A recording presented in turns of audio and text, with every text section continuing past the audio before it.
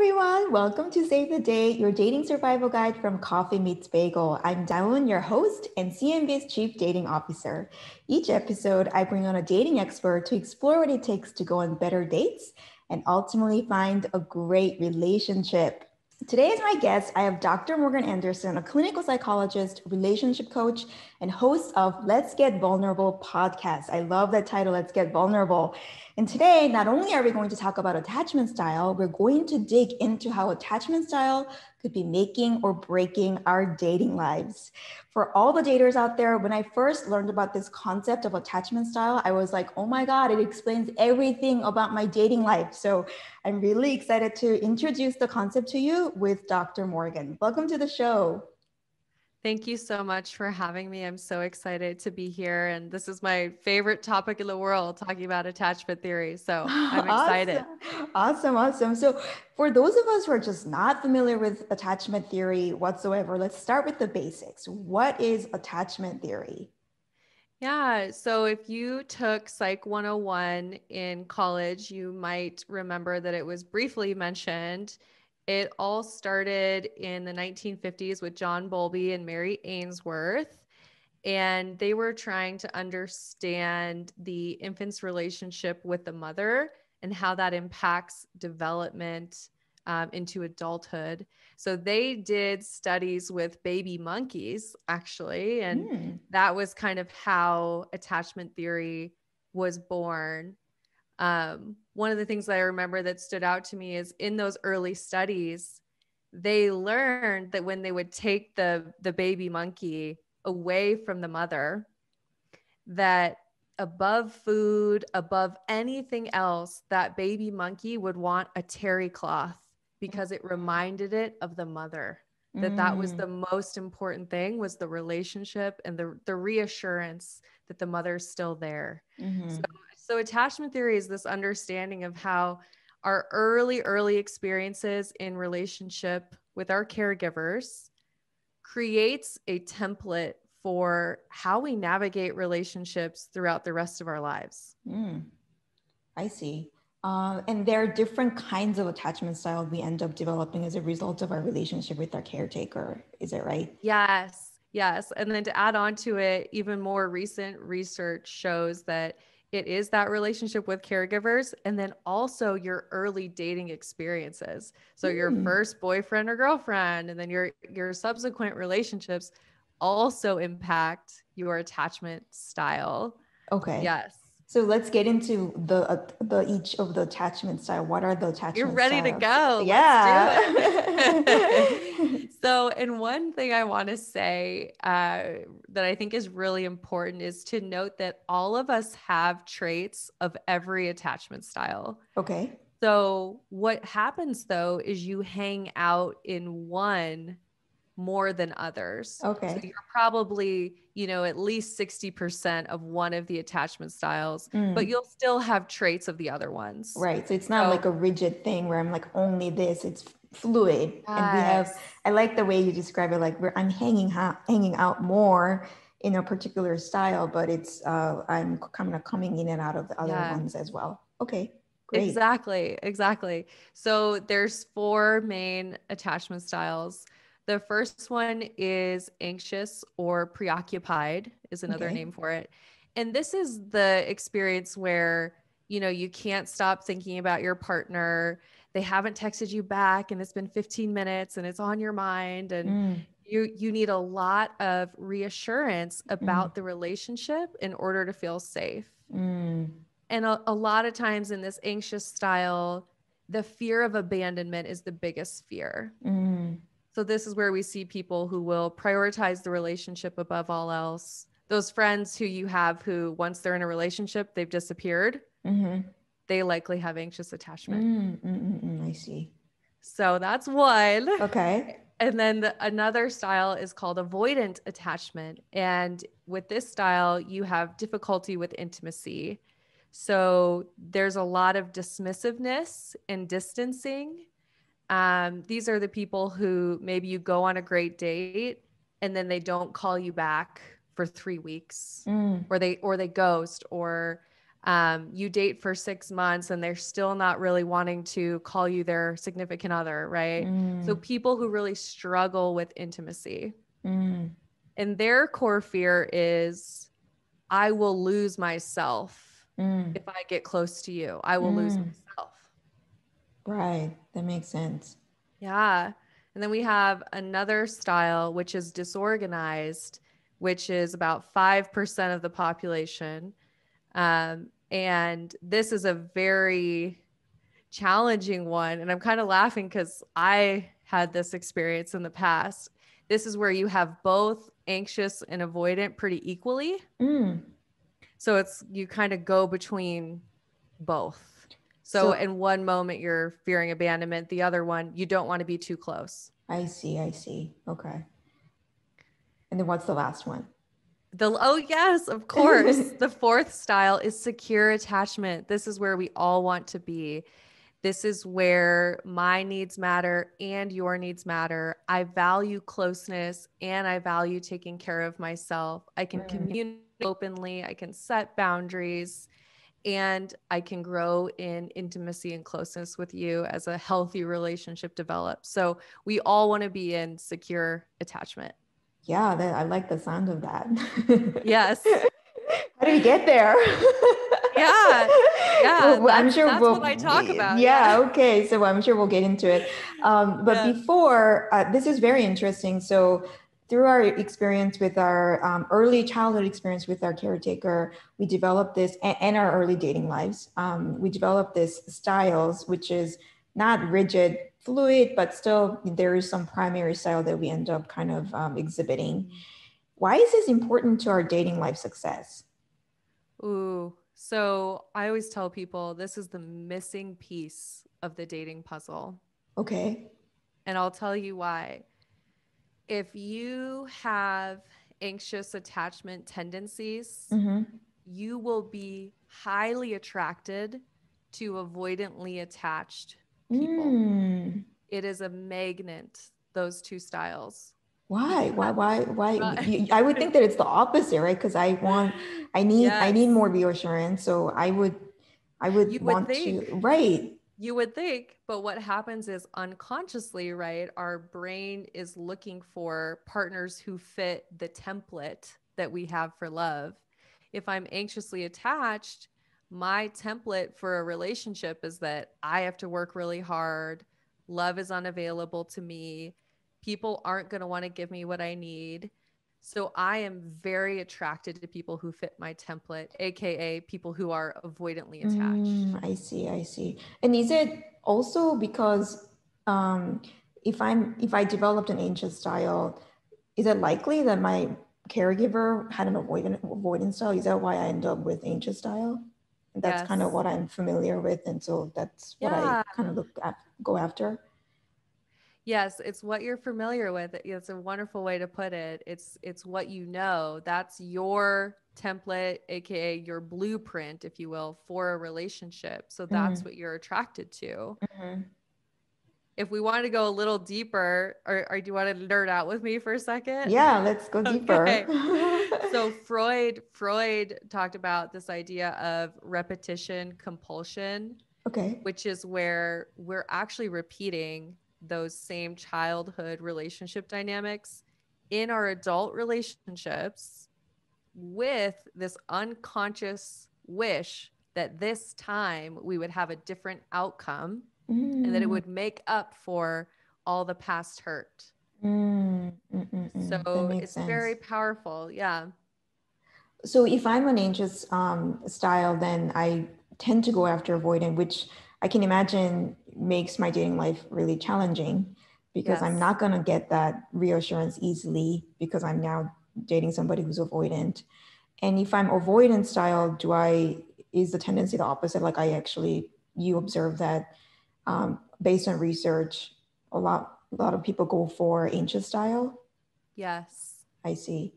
And so just recognizing that pattern would tell us like, okay, could be one of the reasons why my dating life is difficult because I'm going for a particular type that actually adds complexity to my dating life. Exactly. And these patterns will repeat until you have that awareness and work towards moving towards secure attachment. And one caveat I have is that even in an anxious avoidant dynamic, if both people realize this and they decide to work on it together, Mm. they can move towards secure attachment as a couple. That's great. That's great. Yeah, because I was thinking, oh my God, then if I'm anxious or avoidant, is my dating life just screwed? But No, that's not what you're saying, right? no. Yeah, because so tell us more about that. Yeah, and this is actually, there are researchers with different opinions on this. My opinion and my own experience and the experience of my clients is that you can always move towards secure attachment. So the way that we do this is obviously through awareness, first off, and then rewiring of your relationship blueprint. So being able to know what a healthy relationship looks like, feels like, and then learning those behaviors that help you embody that securely attached version of you, because Mm, that version of you is available. You just learned kind of unhelpful coping strategies, aka anxious attachment strategies, avoidant attachment strategies. You learned those because it was what you had to do as a child to get your needs met, right? mm. But as an adult, knowing, okay, I can intentionally choose secure attachment strategies. So I have a program where I coach women on how to do that and what that looks like. And it's possible for everyone. I always tell people, if it's possible for me, it's possible for everyone. Okay. Okay. That's really good to hear. So let's get, I want to kind of step back a little bit and make this really, really practical for our daters. So we just covered attachment theory, and it's a new concept that probably for a lot of us, it's a new concept that we learned. Very powerful tool, I think, to kind of understand like, oh, maybe this is why I had some of the people that I actually dated in the past didn't really work out as well because of this attachment style, my attachment style, as well as the other person's attachment style. What if I want to kind of utilize this knowledge now that I learned this? Like, first of all, how do I get assurance around my own attachment style? Like, how do I know, am I avoidant, secure, or attached? Great question. So there are quizzes available online. You can actually take quizzes. I have one in my Instagram bio at Dr. Okay. Morgan Coaching. I have a free quiz and what I like about my quiz is it gives you percentages of each style, whereas Mm, some of the other ones will say like, oh, you're this style. okay. But you can always find that. Um, I'm working on a book right now that's going to have a quiz in it, but there is this amazing book that's out currently called Attached by Amir Levine. Mm-hmm. So that's a great resource. Um, So I can just so, go and take the quiz, and this is like a yes, quick quiz and very accurate yes, quiz. So we go to yes, your Instagram, and I took the quiz. Uh, I would yes, imagine that it's also important to know the attachment style of my date yes. in order for me to kind of know how to reassure him or provide whatever this with them, reassure them, or provide whatever that they need. How do I what is the best way to actually find out what my date's attachment style is? Is it like, okay, can you take this quiz? I love that. I love that. This is a wonderful question. When I'm coaching people, I always talk about you need to be a love scientist, right? Okay. You want to be showing up in dating with zero expectations, Mm-hmm. but you're just gathering the data. Okay. So you need to see how they respond to your needs for reassurance, how they respond to you setting boundaries, how they communicate with you. Mm. Do they do what they say they're going to do? Are they Mm-hmm. comfortable with intimacy? Mm. Are they diving head heels or head over heels, um, so you can kind of gather that data and tell their attachment style probably within the first month or so. Okay. So if I just started dating somebody, I mean, I would imagine if I kind of look at the quizzes and the type of questions that are being asked to assess my style, I can kind of have that, use that also as a resource to gather data about the other person so that I can learn more. Of course, we don't want to make Yes. too much of a quick conclusion, but within about a month or so, um, enough data points could be gathered to conclude, okay, so this person probably is tendency is or they hang out the most in this area. You're right. Exactly. Okay, great. So then let's say I figured out that I'm anxious and the other person's avoidant, right? Kind of going back to what we started talking about, what can we actually do at that point? Because neither of us are secure. Can we, in the context of dating, how does it look like when both of us are kind of, well, I become aware that I'm anxious and then the other person is avoidant. What do I do at this point? How do I actually work on moving our relationship into a secure one together when neither of us have secure attachment style? I love this question. So I'm going to share with you two things. The first thing is take ownership of what you have control over. So working on how can I self-soothe and move myself as close to securely attached as I can. So this looks like you being able to give yourself compassion for those anxious attachment strategies and then ask yourself, well, what would the securely attached version of me do in this Mm-hmm. moment? So work on doing that yourself first. And then the next piece, though, is you get to assertively ask for what you need from the partner.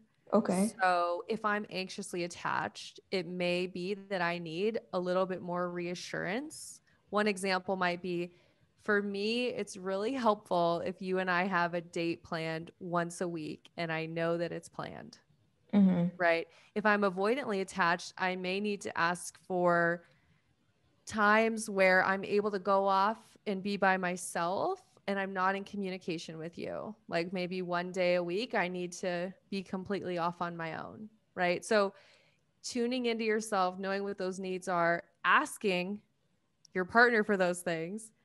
And then I guess the third phase is, can you love each other in the way that you need to be loved in order to feel secure? Can that person meet your needs? And if not, then you get to make that healthy decision of walking away. Okay, so I want to translate. This is great, and I want to translate this into what a lot of CMB daters are going through, which is like very early stage of dating. And Yes. so if I'm anxious style, what that could look like, I think you mentioned like, oh, well, I haven't heard from this person all day today, or I don't know, 3 hours. I didn't get Mm-hmm. any text messages. Now I'm starting to get anxious, nervous, like, oh, this person may not be into me. Um, Maybe they're dating somebody else. Like, I don't know, all these thoughts are going through in my head and I'm feeling really nervous. And to apply your first technique, self-soothing, what would I be doing in this case? Yes. So you would be acknowledging those feelings, whereas most of us just want to push it away, or maybe we try to numb it, we distract ourselves. You want to acknowledge them and say, okay, I hear you, anxious attachment. I understand this feels painful. And I want you to know that you are so worthy of being loved. You're deserving of being loved. And you're sending yourself that compassion and love that you need in that moment. And then reminding yourself that you can ask for what you need and you have a right to express what you need. Um, Well, what is I the also, best way to do that? Am I literally like talking to myself? Am I journaling? mm, you know, I think when you're starting to do this initially, it is really helpful to journal. As you Okay. do it more, you can just do it in your head, but definitely saying, okay, here's my anxious thought. Here's what I need to hear. How can I send that to myself? Right. And then I'll slow down. I think the next piece after you've done that, after you've done the journaling, you need to do some kind of behavior that is self soothing. Okay. So whether it's some kind of energy input for you.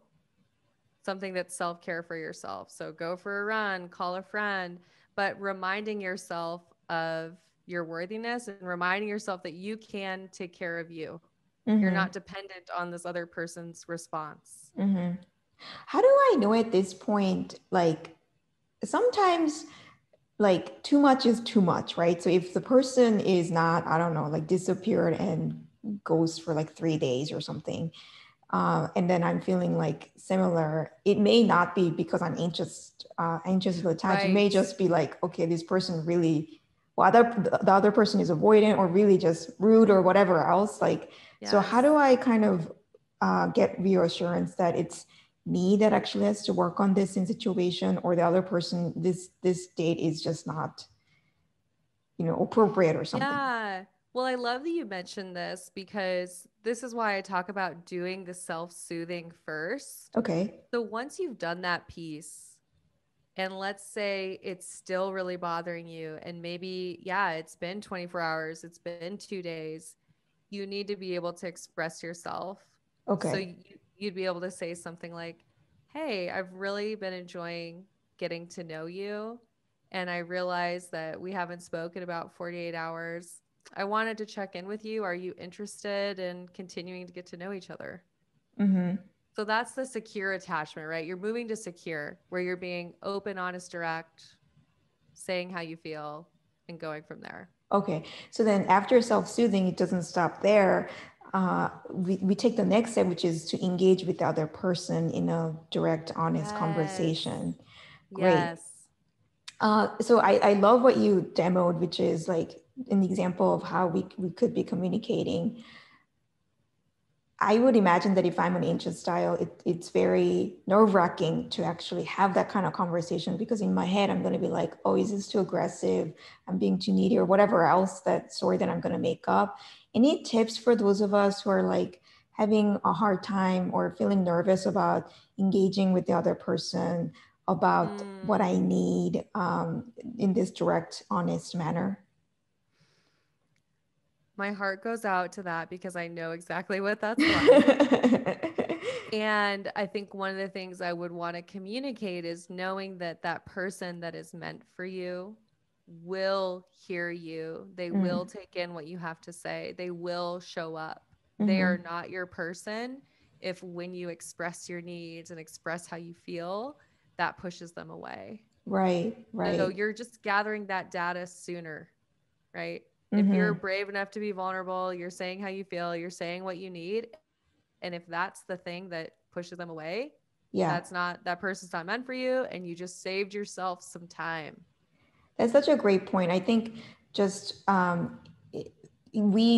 definitely did when I was dating, going on dates, and especially in early days, I think the tendency is to really want to make sure that I'm being liked by the other person. So then whatever we think could actually jeopardize that, we have a tendency to avoid it. But if we think of it more as like this is a data gathering stage, and Yes. I'm not really committed to this person yet, right? But I'm committed to actually finding a really happy long-term relationship. And in order to do that, like I need to be gathering data. And so this is a point where I can engage and to see kind of how the other person responds to the sharing that I'm going to be doing. I think that's a great way to frame it. Exactly. Exactly. To Yeah. further to further that point, I would say ask yourself, how do you want to feel in the relationship, right? Instead of focusing on like, oh my gosh, do they like me? Where is this going? Ask yourself, how do I want to feel in my relationship, right? I want to feel secure. I want to feel like I can express my needs. And I always talk about relationship culture as a concept I teach. You're creating that relationship culture from early on. So you need to Mm, be intentional about what that looks like in early right. stages of dating. Right, right. I love that. Find creating the relationship culture, and what I love the way you demoed, which is I think you said something like, "Hey, like we haven't talked for 48 hours, and I was wondering if you were still interested in continuing this, or something like that." What I love about that is even though I'm feeling insecure, I'm not like lashing out or blaming, like, hey, how come you didn't text me for 48 hours? Which obviously is going to just put anyone in a defensive mode. And so probably better to um, even actually share what you've been feeling like. I haven't heard from 48 hours. I was just wondering, or I was thinking about you or whatever else, right? Like kind of like sharing where you're at versus Yes. blaming. So true. Securely attached communication, you use I statements, you own your experience, you express how you're feeling, right? You don't say, blaming. You're not using you language. You're owning your experience because it's your experience and it's valid. You have a right to Mm-hmm. share it. Mm-hmm.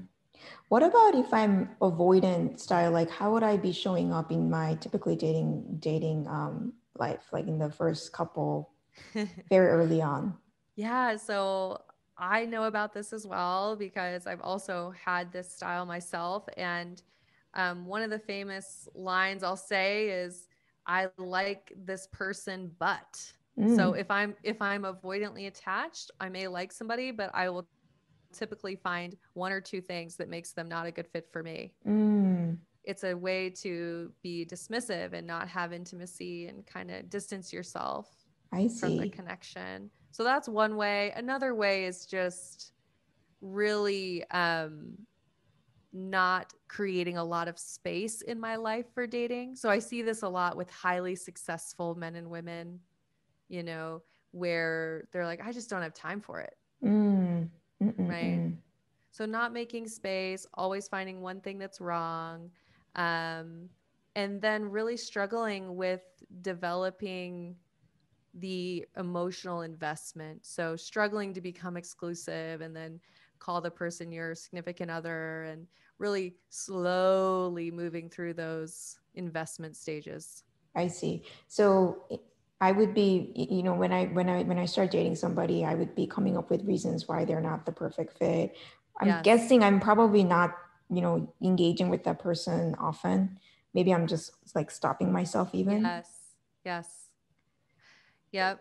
Okay, so then if okay, so that I became aware of this pattern that I engage in, and that may be an obstacle to me being able to find happy long-term relationships. So then now, what do I do if I started dating and I'm starting to notice that I started to do this? hmm You know, I think with avoidant attachment, it's really important for the person to get clear that a relationship is something that they really want Mm, and that it's really something that's missing in their life and getting that real clear motivation for dating because they're really good at downplaying it. And what's interesting is based on the pandemic, I think there's been a lot of avoidantly attached folks that have realized that based on life circumstances, more and more people are aware of this is a real priority in my life to have a mm, partner. mm-hmm. So sometimes avoidantly attached folks, it'll take like a loss or it'll take them being fired or something happens in their life and they realize, ooh, I really do need and want this relationship. Mm-mm. So getting really clear that this is what I really want right now Yes. definitely is going to be helpful.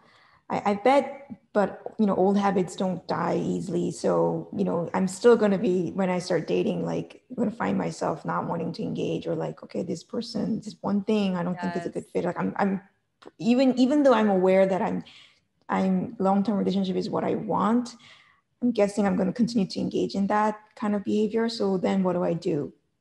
So, some other really great strategies are making sure that you can still feel independent while you're in the Mm, relationship. This goes for mm, everyone, right? But for avoidantly attached folks, so important that they feel like they hold on to their identity and their life.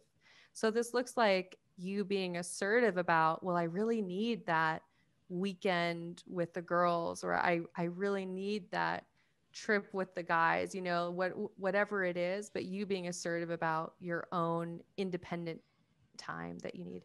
I see. Yeah, that's a really great tip. If I find myself, if I'm an avoidance style, I'm going out with somebody who is could be secure or anxious, but because I just need more space, um, I am trying to tell this person like, hey, I need more space. Like, what is the best way to do that in a way that's not hurtful to the other person? Yeah, such a great question. I love it. So, you'll want to get curious about what do they need to feel reassured. Okay. So each partner has different ways of feeling reassured and feeling secure in the Okay. relationship. So maybe it's verbal. So you would say to the person, I really value our connection. I'm so glad that we're spending time together, and it's so great getting to know you. And because I value our connection, I know that I need to be my best self in this relationship with you. What I've realized about me is that in order to be my best self, I need time that's independent and time where I'm off doing my own thing. So framing it that way, right? Once Mm, again, I used I statements. It's all about what I've realized about me, and I'm telling you what I need and why I need it. yeah.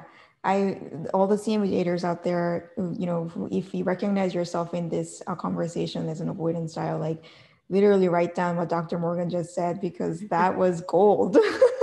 I'm just repeat it, like I'll just read it off. I love it. I love it. I'm Yeah. glad it's helpful. Yeah, and I'm glad. I mean, I like just starting with reassurance is so key, especially when you are making that kind of request. Like, hey, I need a little bit of space, which can, I think no matter what our attachment style is, even if I'm secure, I could interpret that, especially in an early stage of dating, as like, oh, this person doesn't like me as much. And so I think addressing that, like, this doesn't mean that I really like you. This doesn't mean that I don't like you. I'm just the type of person who just need more space. Like, explaining and having that context is going to be super helpful. I can see. Mhm. Yeah, that's awesome.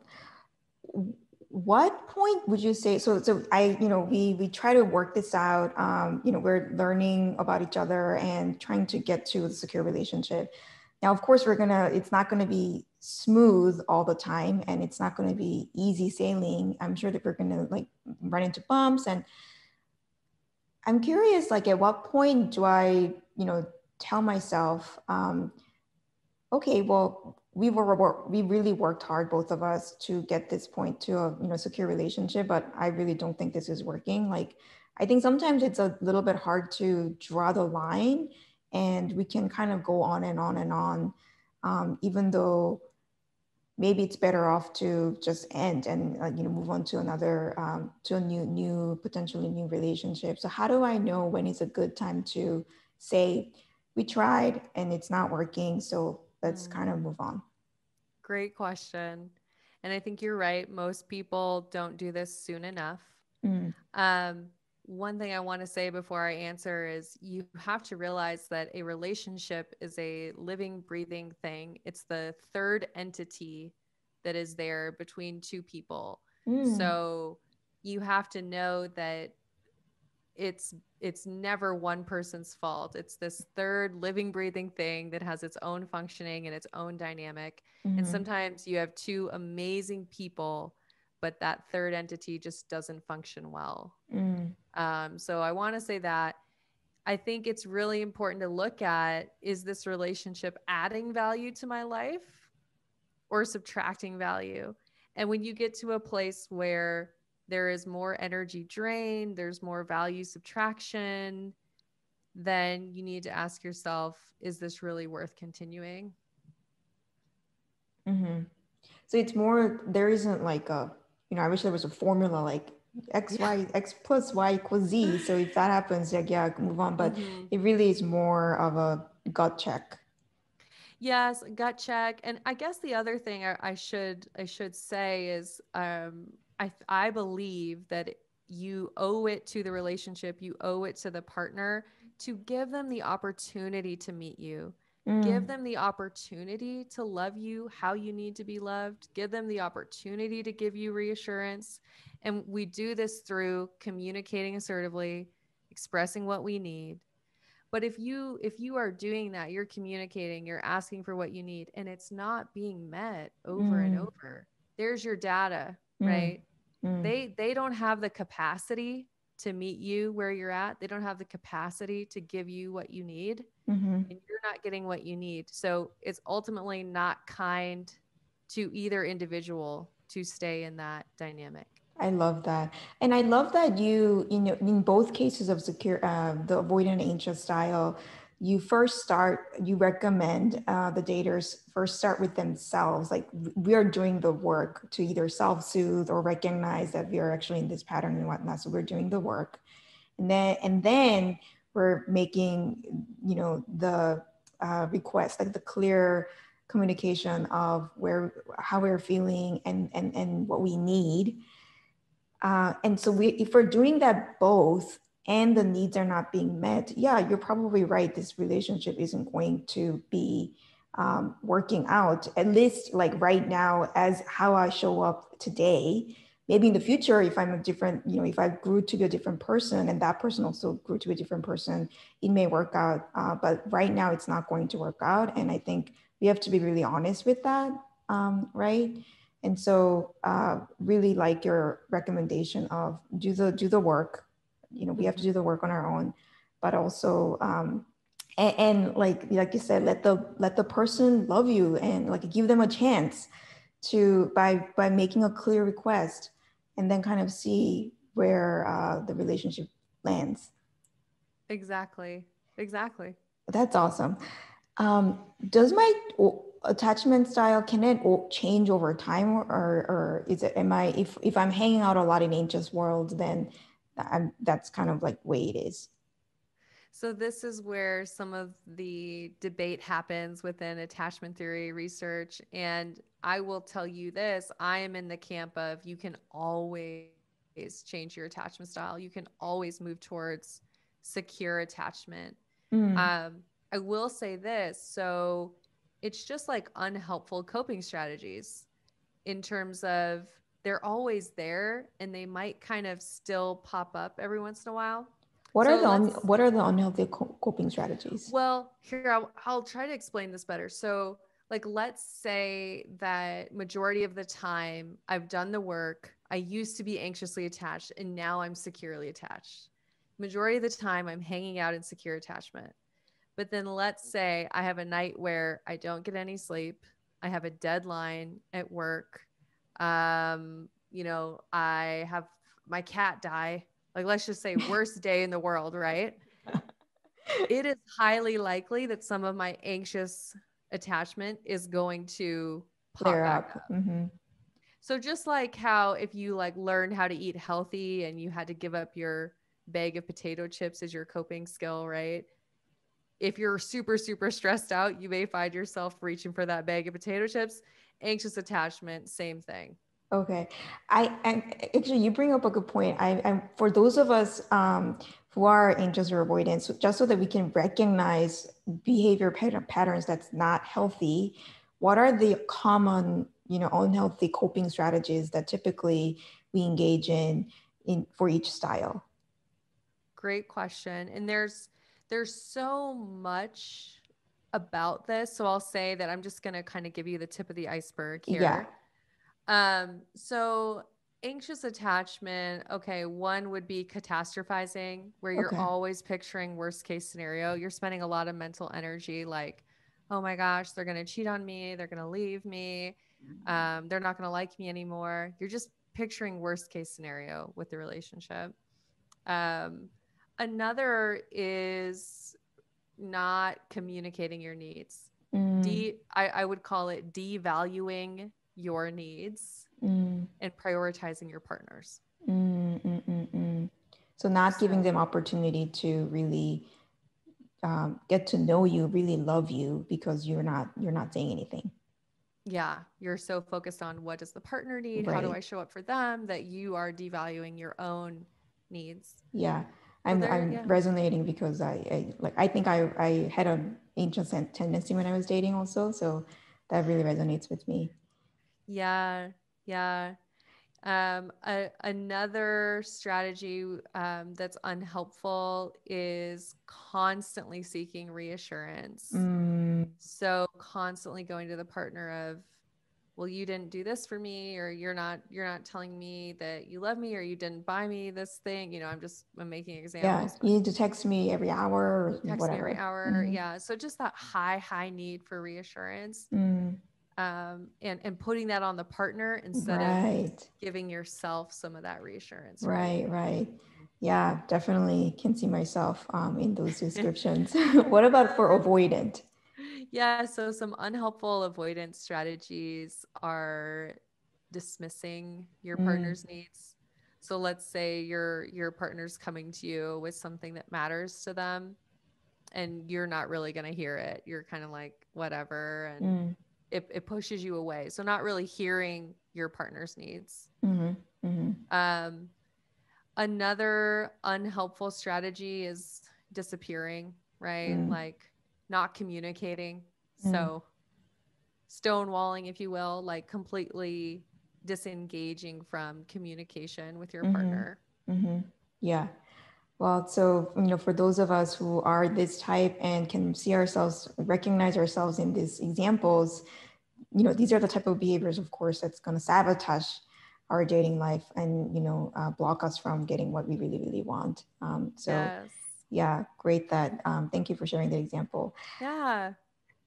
Yeah, I, two last questions I had. There's, when it comes to dating, I think there are so many stereotypes.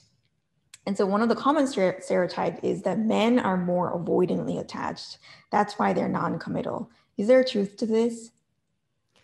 So I find this question to be fascinating because while there are many men who are avoidantly attached, there's also many men who are anxiously attached. I will say that based on society and how men are brought up, they are conditioned to be avoidantly attached, probably more likely than women. So yes, Mm, there are more men who are avoidantly attached. However, it's not all of them. mm, And there are more women who are anxiously attached. However, there are many women who are avoidantly attached as well. mm, So mm, while mm. yes, it may be slightly more men are avoidantly attached than women, it's not the whole story. I see. And that's interesting that you mentioned that we're conditioned to be that way. So it's not like men are biologically more avoidantly attached and the women are biologically more anxiously attached. It's just the way our society is today. We are just, of course, there are gender differences as to how we are brought up. And so we are more conditioned to have certain attachment style. And, our caregivers, of course, treat us differently based on gender. So we're Yes, conditioned to develop certain attachment style based on our gender. So that could exactly. have an effect. But of course, like you said, not every men are avoidant and vice Yes. versa. And also, just to, because this will really help the audience too, is just to note that there is a higher percentage of avoidantly attached folks in the dating pool, Mm, because another characteristic is they move on from dating very quickly. So mm. they're much more likely to be back out there. So don't get Ah, discouraged. You may run into more avoidantly attached folks in the dating world, but that's not an accurate representation of the population at large. right. Actually, again, what you pointed out uh, uh, just rang a bell. So if I'm more likely to run into avoidance style, avoidantly attached man or woman in the dating pool, what is the best way to deal with these people, my dates who are in this style, so I can help us move forward to secure relationship? Yeah, the great question. So hanging out in secure attachment as much as possible. Uh-huh. And what that looks like is you being really curious about who they are and how they Mm, show up in mm, mm, relationships, mm. and then you really openly and honestly expressing what you need, and then seeing how they respond to that, and then gathering that data, and if it's not a good fit, you move on. Right, right. So I guess, what I'm concluding is like really just boils down to us being able to um, make observations, share that observation, and share how that's actually making us feel, and then making a request, whether I'm dating an avoidant person as a secure attachment style or an ancient style, it doesn't matter. It's just being able to engage in the conversation so that the other person has a chance to think about that and respond in a way that they want to respond. Exactly. Exactly. Great. So then if I run into somebody who's anxious style, um, again, I can do the same thing. Hey, I'm observing that blah, blah, blah, blah. And this is how it's making me feel and wondering how we can actually work this out or whatever it is. Yes. Awesome. Wow, this has been such a great insight, nuggets of information, Dr. Morgan. And thank you so much for taking it to such a practical level for our daters so that they can immediately start applying this even today as they actually show up on their dates.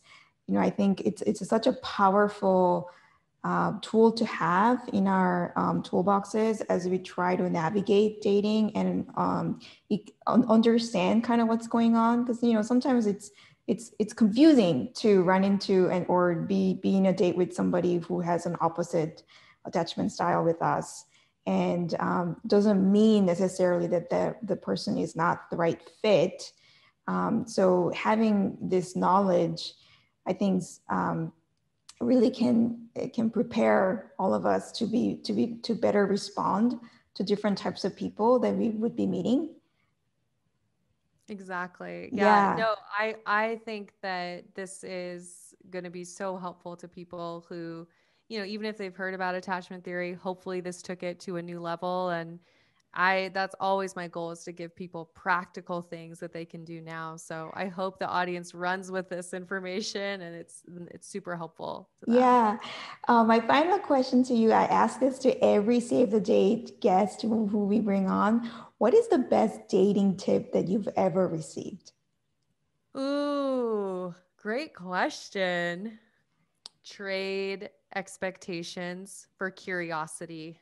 I love that. I love that. Each new person you meet is a new opportunity to be curious and really learn about who they are and how you feel around them. So, treat it with that special care and joy of knowing I get to be really curious about this person. Yeah, I love that.